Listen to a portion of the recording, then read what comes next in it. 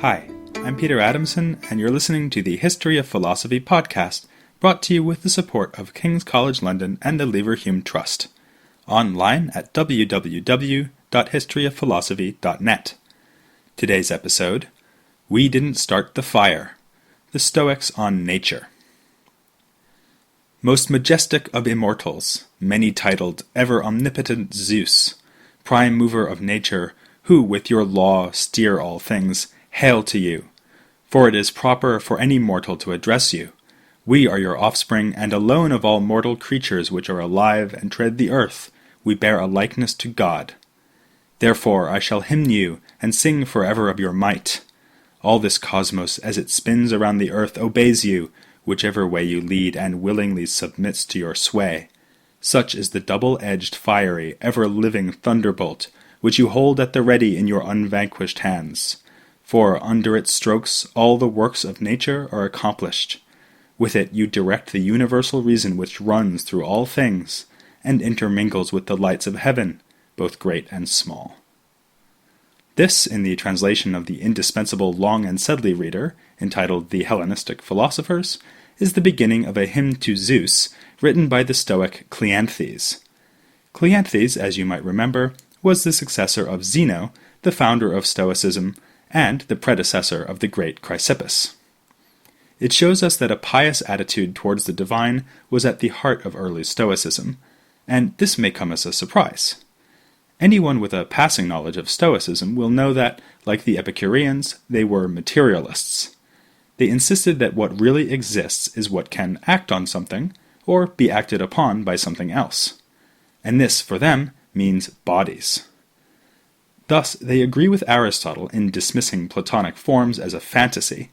How could something like the form of large actually make anything large? You make things large by, for instance, inflating them with air or stretching them with your hands. Whatever changes we see are caused by the interaction of bodies. Aristotle had likewise complained that Plato's forms could not accomplish anything, but the Stoics are going further than he did. After all, Aristotle did invoke an immaterial god as the primary cause of his cosmos. Yet the Stoics too included God in their vision of the cosmos. In fact, they quite literally included God in the cosmos, seeing him as a physical being that pervades all things.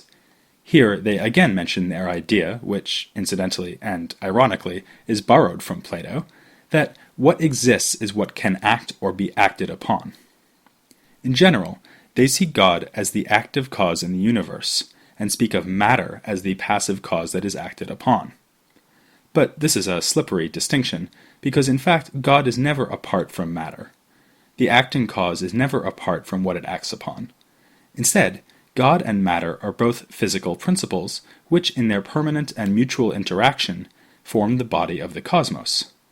Thus, the Stoics are willing to call their God nature, rather than seeing the divine as something supernatural, as might be suggested by Aristotle. Indeed, later in the history of philosophy, there will be a long tradition of seeing the title of Aristotle's Metaphysics as appropriate precisely because it studies that which is after, or beyond, nature, namely God. By contrast, the Stoic God is immanent, physically interwoven through all bodily things, and so through everything that exists. But if he is physical, what kind of physical thing is he? Here, the Stoics reach back into the pre-Socratic past for inspiration, making common cause with, of all people, Heraclitus. He had portrayed God as a fire, or as a thunderbolt that steers all things, an idea that appears in our quote from Cleanthes' hymn.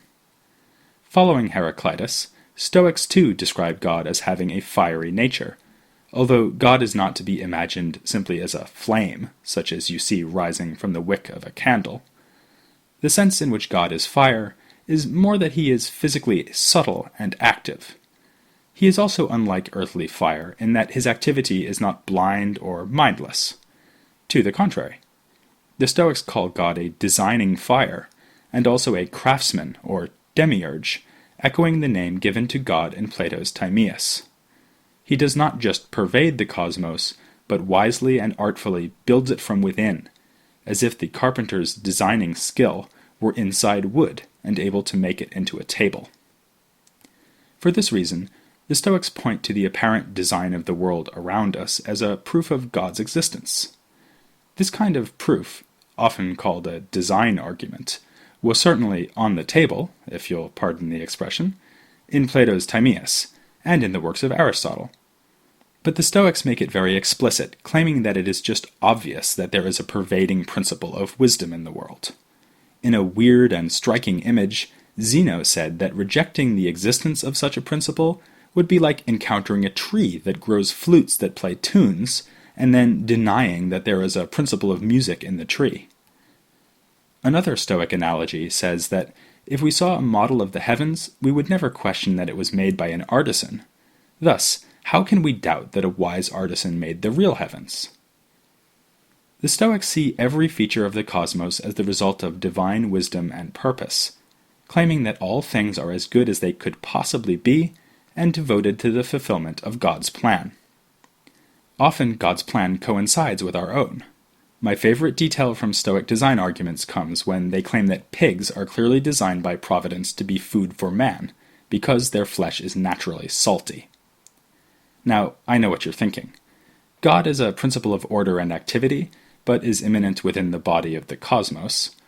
Doesn't this sound less like a god and more like a soul? Doesn't it, in fact, sound a bit like the so-called world soul of Plato's Timaeus? To this I say, good point, and thank you for paying such close attention. The Platonic world soul is, of course, immaterial, but in other respects it is indeed comparable to the Stoic God, which is likewise woven together with the body of the cosmos.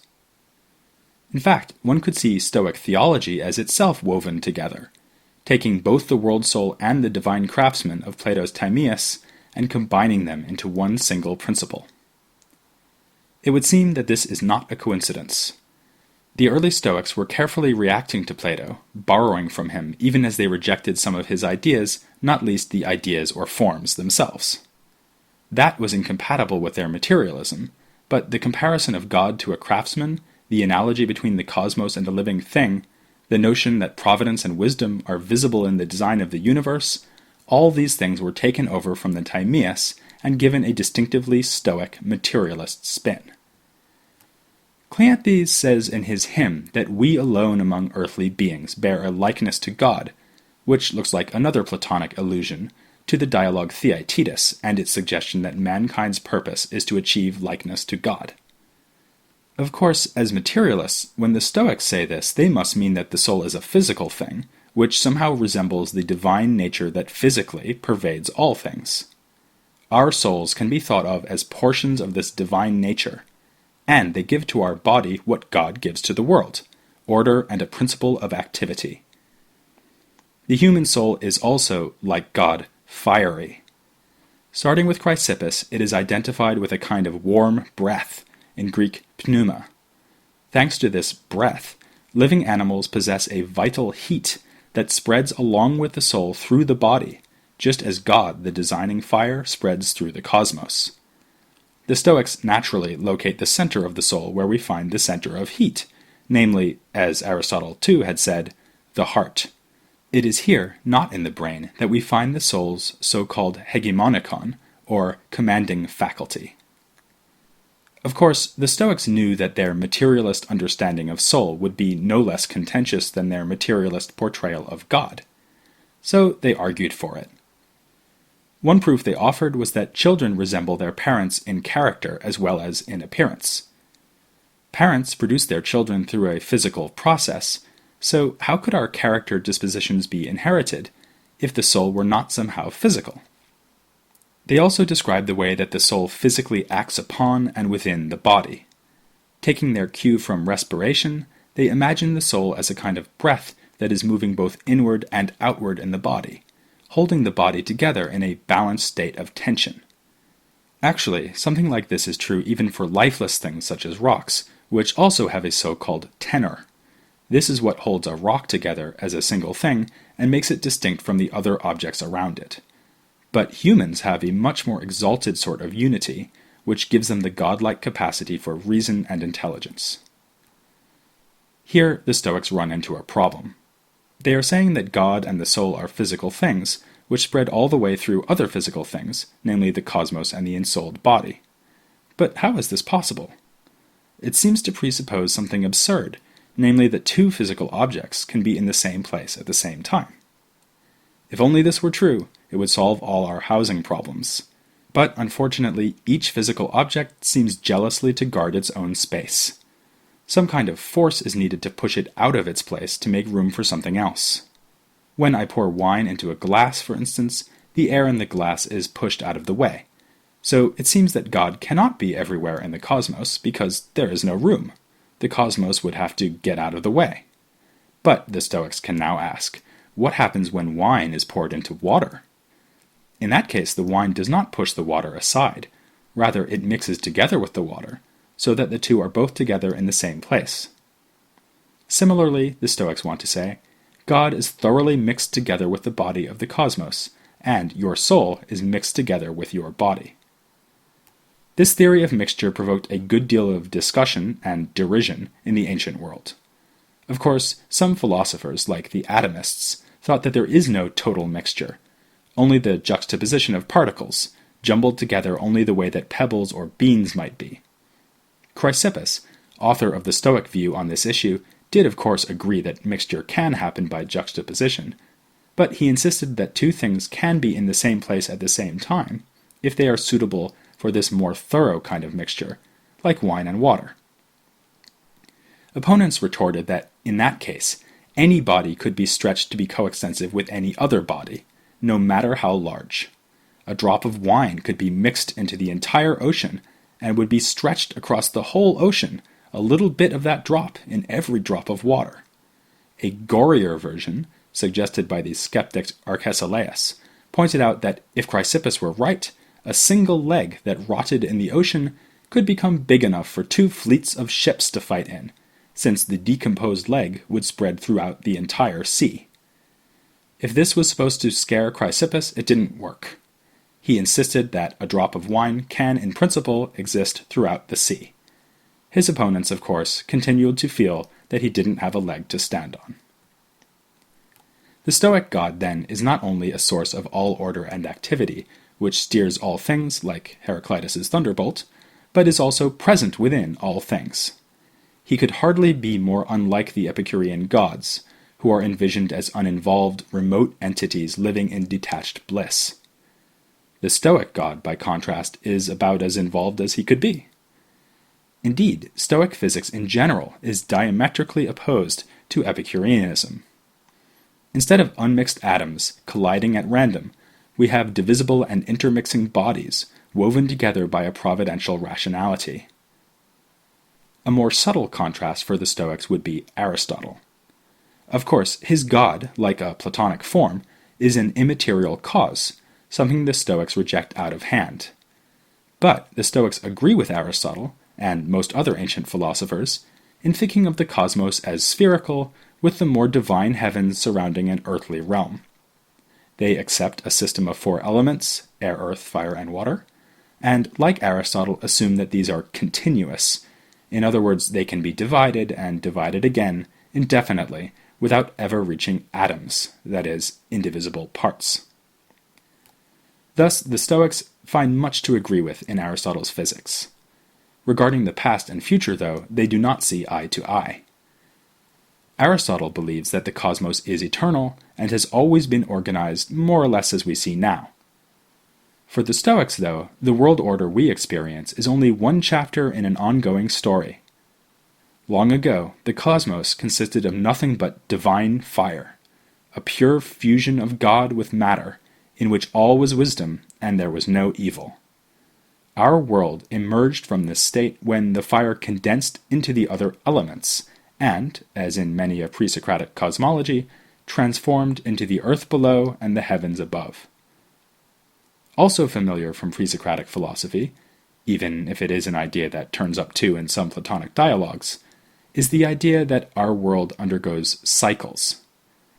The Stoics believe the cosmos will revert to its original state in a so-called conflagration, when it will be consumed in fire and be reduced, or rather increased, to nothing but fire.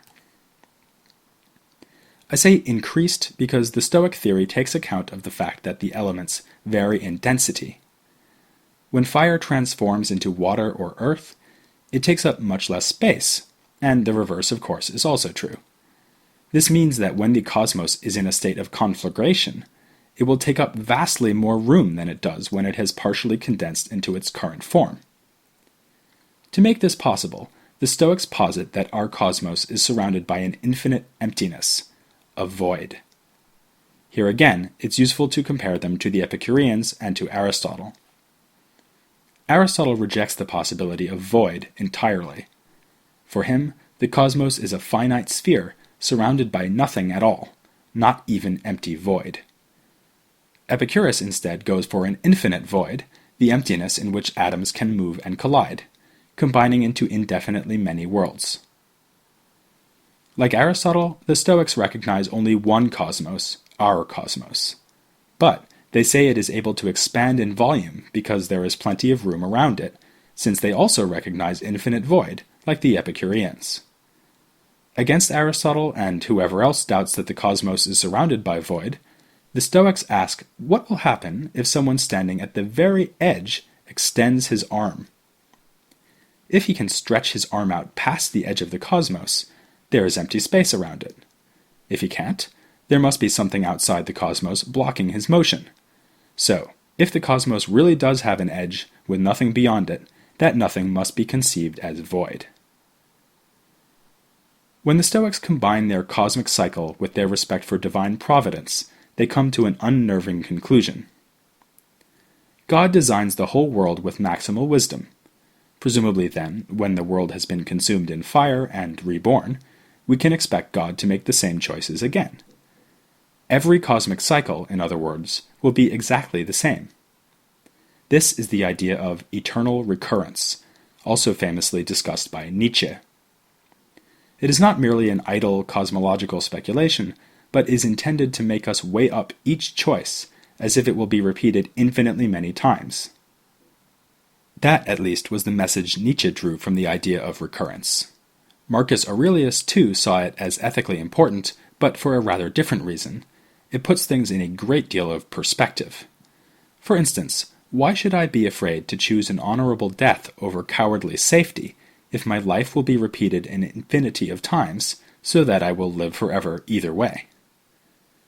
To draw this sort of moral, of course, Marcus and other Stoics need to believe that it will literally be me who exists again and again, in cycle after cycle of the world.